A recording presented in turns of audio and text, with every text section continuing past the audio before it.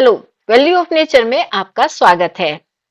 गणपति बप्पा मोरया, आज यह ध्वनि पूरे भारत में गूंजती है। जहां महाराष्ट्र और दक्षिण भारत में गणेश उत्सव का भव्य विसर्जन भी होता है, लेकिन उत्तर भारत में गणेश जी का तो विसर्जन होता नहीं है। तो क्या आप इसका रहस्य जानते हैं? लेकिन ऐसा क्यों कि उत्तर भारत में गणेश जी का विसर्जन नहीं होता है? चलिए, आज वैल्यू ऑफ नेचर में हम इसी पर चर्चा करेंगे।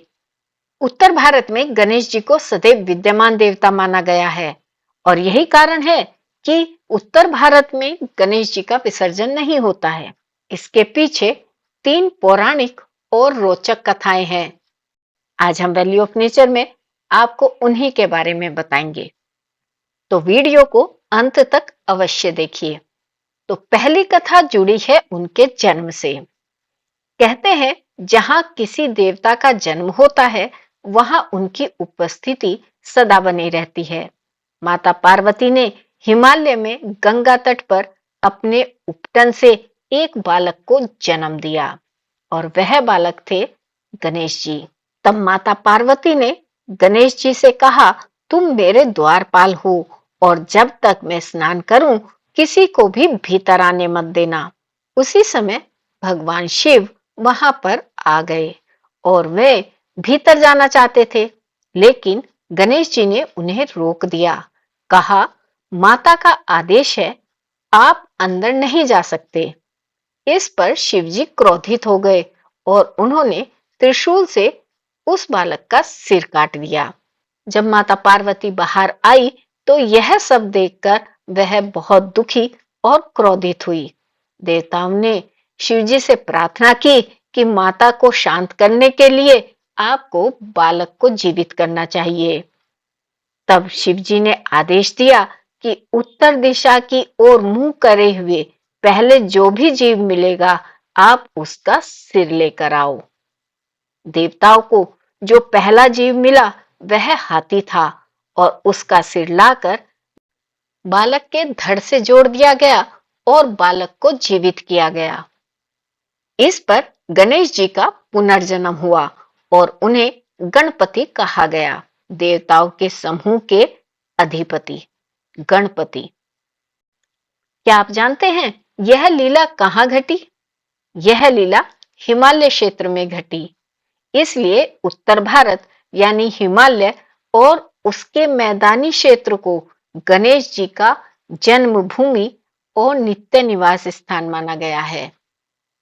तो जहां देवता स्वयं जन्म ले और सदा वहीं पर वास करे, तो उस जगह पर उनका विसर्जन और विदाई कैसे हो सकती है? चलिए अब सुनाते हैं दूसरी कथा, अनलासुर की वध कथा। प्राचीन समय में एक भयंकर असुर था, अनलासुर। उसका स्वरूप विशाल और अग्नि के समान तेजस्वी था। उसकी आंखों से अग्नि की ज्वालाएं निकलती थी। वह इतना भयंकर था कि देवता, ऋषि और साधारण मनुष्य सभी उससे भयभीत रहते थे। अनलासुर का अत्याचार इतना बढ़ गया था कि वह अपने शत्रुओं को जिंदा निगल जाता था। यहां तक कि ऋषि मुनि भी उसकी क्रूरता से कांप उठे थे। सभी देवताओं ने भगवान विष्णु और भगवान शिव के पास जाकर कहा, प्रभु, यह असुर समस्त सृष्टि को निगलने की शक्ति रखता है, हमें इसका अंत करने का उपाय बताएं। उनके कहने पर देवताओं ने गणेश जी का स्मरण किया। बाल स्वरूप गणेश जी प्रकट हुए। उन्होंने देवताओं को आश्वस्त किया कि डरो मत, मैं अनलासुर का अंत करूंगा।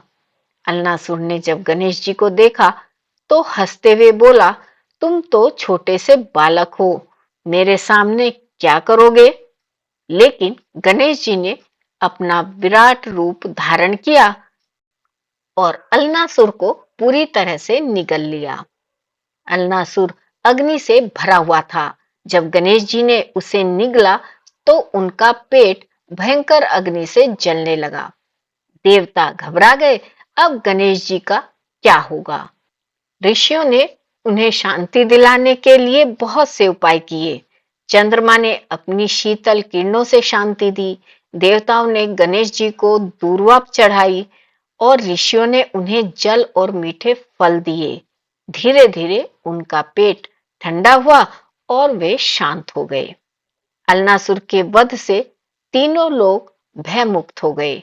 देवताओं ने कहा, गणेश जी, आपने हमारे विघ्न दूर किए हैं, अब से आप ही विघ्नहर्ता कहलाएंगे। देवताओं ने गणेश जी से प्रार्थना की कि वह सदैव उनकी रक्षा के लिए यहीं पर रहेंगे। तब गणेश जी ने उन्हें वचन दिया कि मैं उत्तर दिशा में सदैव विद्यमान रहूंगा और जो भी भक्त मुझे यहाँ स्मरण करेगा उसके विघ्न स्वयं ही दूर हो जाएंगे।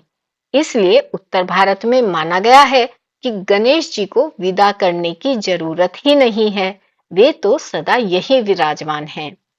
चलिए अब हम बताते हैं तीसरी कथा जो गंगा यमुना से संबंधित है। गंगा यमुना स्वयं मोक्षदायिनी है। पुराणों में गंगा को त्रिपथगा कहा गया है, जो स्वर्ग, पृथ्वी और पाताल तीनों को पवित्र करती है।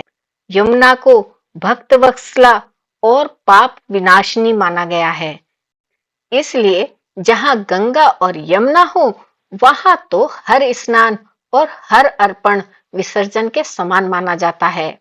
दक्षिण भारत और महाराष्ट्र में गणेश जी की मिट्टी की मूर्ति का विसर्जन जल में किया जाता है और माना जाता है कि सभी विघ्न जल में बह गए। लेकिन उत्तर भारत के लोग मानते हैं कि गंगा यमुना तो अपने आप ही पाप और विघ्न धो देती है, इसलिए यहाँ गणेश जी को विदा करने की तो आवश्यकता ही नहीं है। उत्तर भारत में गणेश जी को कभी मेहमान देवता नहीं माना गया, वे तो सदैव स्थायी देवता हैं, जैसे घर का पुत्र या परिवार का हिस्सा। और घर के अपने सदस्य को कौन विदा करता है? कोई नहीं। तो उत्तर भारत में गणेश जी को नित्य विद्यमान देवता माना गया है, इसलिए गणेश जी का विसर्जन महोत्सव उत्तर भारत में नहीं होता है। जबकि दक्षिण भारत और महाराष्ट्र में गणेश विसर्जन को विघ्न निवारण और पुनः आगमन का पर्व माना गया है।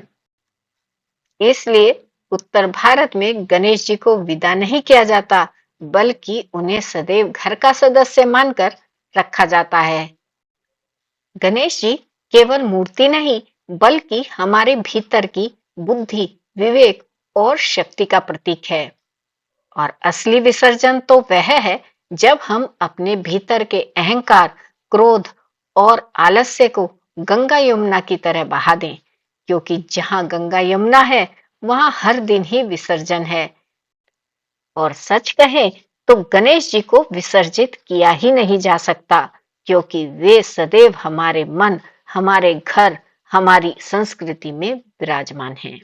गणपति बप्पा मोरिया।